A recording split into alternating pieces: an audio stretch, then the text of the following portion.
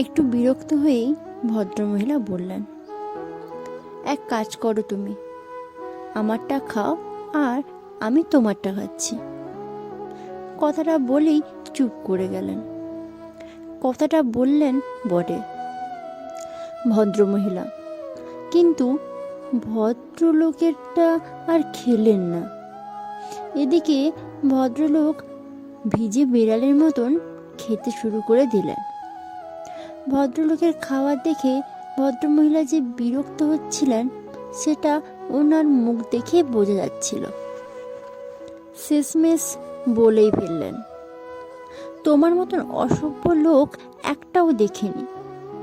ঘরে এমনটা করো বলেই বাইরের লোকজনের সামনেও এমনটা করতে হবে। নিজেকে কি ভাবো? ও তোমার তো লজ্জা বলেই কিছু নেই, বলেই বা লাভ কি? ভদ্রলোক এবার মুখ খুললেন।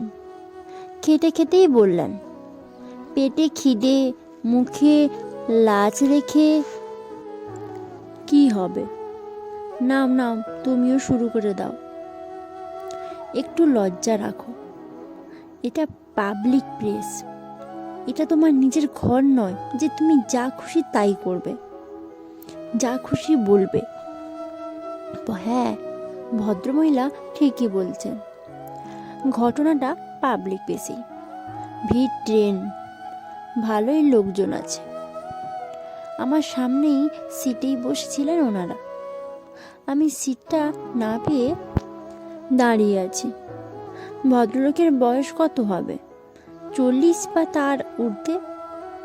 ভদ্রমহিলা ওই 37-38। দেখেই মনে হচ্ছিল ওনারা স্বামী স্ত্রী পাশাপাশি বসে ভালোই গল্প জুড়েছিলেন।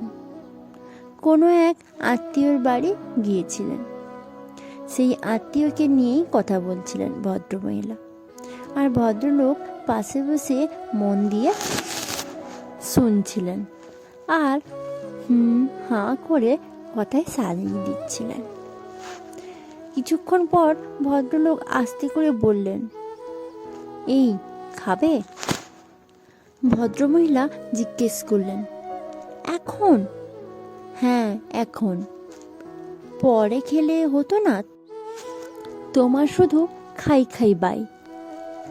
শেষমেশ ভদ্রমহিলাও খেতে রাজি হয়ে গেলেন।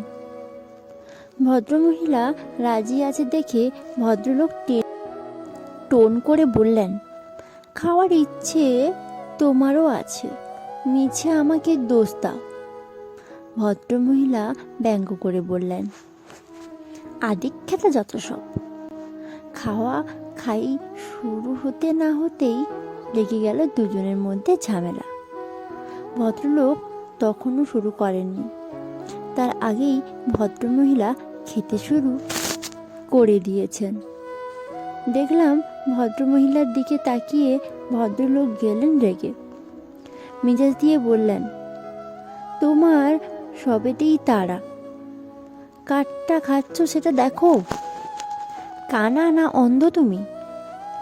ভদ্রলোকের এমন কথা শুনে আশেপাশে যারা বসে আছে তাদের দিকে একবার দেখে নিয়ে ভদ্রমহিলা আস্তে করে বললেন, কেন, কি হয়েছে? কি হয়েছে মানে? ততক্ষণে ভদ্রমহিলা একটু খেয়ে নিয়েছেন। খাওয়া থামিয়ে বলল, ভুল তো হতেই পারে, তার জন্য তুমি আমাকে কানা অন্ধ বলবে? আমি বুঝবো কি করে কোনটা তোমার? এই দাদাই তো আমার হাতে ধরিয়ে দিলেন। ভদ্রলোক গেলেন আরও রেগে, বললেন, তুমি দেখে খাবে না? তুমি কাঠটা খাচ্ছ। ওই দাদা তখন সামনেই দাঁড়িয়েছিলেন।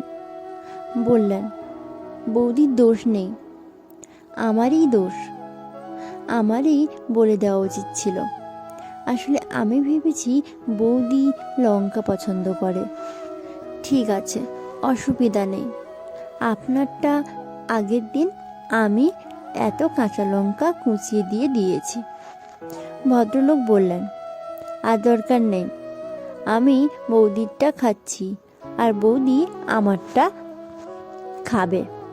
বরং তুমি পারলে বৌদিরটাতে একটু নারকেল কুচিয়ে দাও।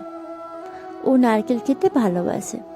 ঝালমুড়িতে আমার একটু কাঁচা লঙ্কাই বেশি ভালো লাগে। কলমে সুরজিৎ ঘোষ। যদি ভালো লাগে থাকে আমার এই পাঠ করা গল্পটি, অবশ্যই লাইক, শেয়ার অ্যান্ড কমেন্ট করবেন আর সাবস্ক্রাইব করতে ভুলবেন না। ধন্যবাদ।